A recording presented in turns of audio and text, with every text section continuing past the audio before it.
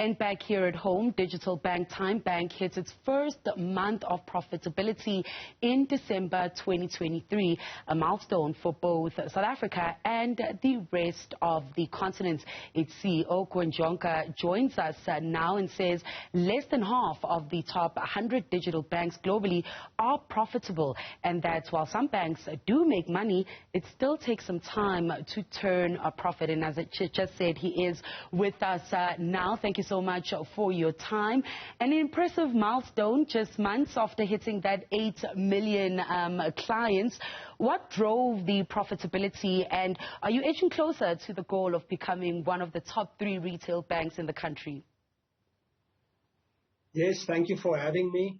You know, I think the big contributors to our success, the pace of our growth and us getting to profitability, is our unique distribution channel through our retail partners, Pick n Pay, Boxer, and the Foschini Group. And that's really allowed us to onboard customers at a much higher pace than digital banks normally do. And I think that combined with very good cost control, the fact that we have maybe the best, the lowest cost of customer acquisition of digital banks in the world, and then the trust of our customers and the trust of our shareholders, all of those things have come together to bring what really is worldwide a unique level of success in the industry. And just talking about that trust, I would like to link it to what is happening at the World Economic Forum, which is all about building that trust and using digital and AI to really empower a country's citizens.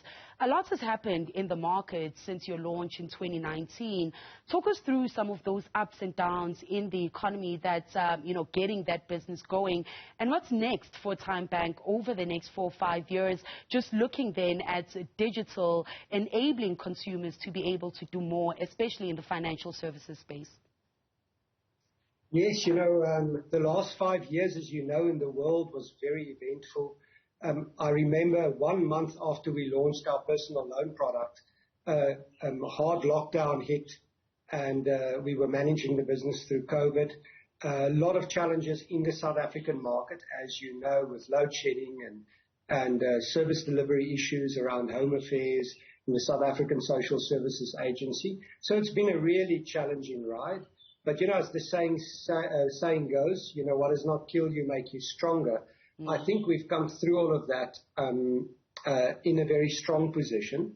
And as you know, we've also gone beyond South Africa. We've launched in the Philippines just over a year back.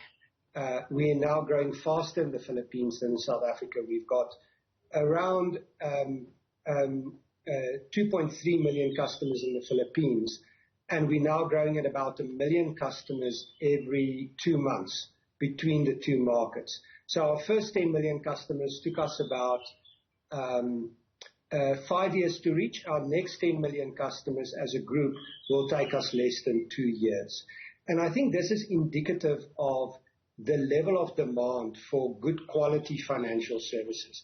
And one of the great things about digital is that it enables you to do the simple thing that customers want, and that is great value for money. The lowest fees, the best interest rates. And if you can do that with a good experience, you've really got a winning formula on your hands.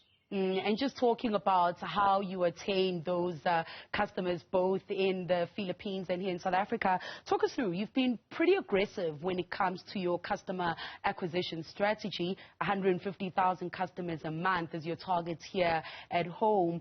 What potential do you see in the market, and do you have any insights to perhaps changing consumer trends, as you said, that digital allowing you to offer affordable products to consumers? We are seeing customers becoming more and more comfortable with digital channels, less and less reliant on the old branch-based channels. But I would say that, physical presence and human interaction still has a role to play. For instance, we've got our kiosks inside Pick n Pay, Boxer, and TFG stores with our brand ambassadors there.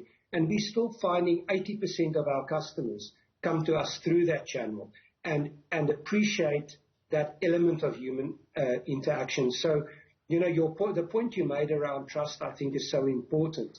And what we see is, particularly in emerging markets, there is still a place for human engagement in building trust in digital, even in digital markets. Coen, as you continue this growth strategy, perhaps just talk us through the balancing act of, growing the business, but also keeping prices affordable for your clients.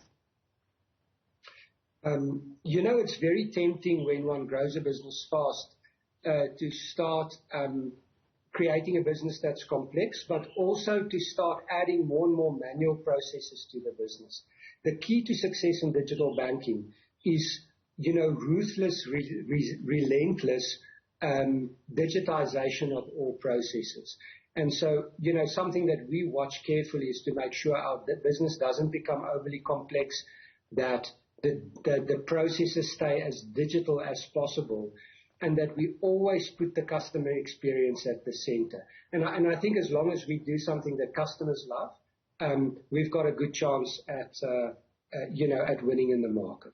Coen, thank you so much for your time.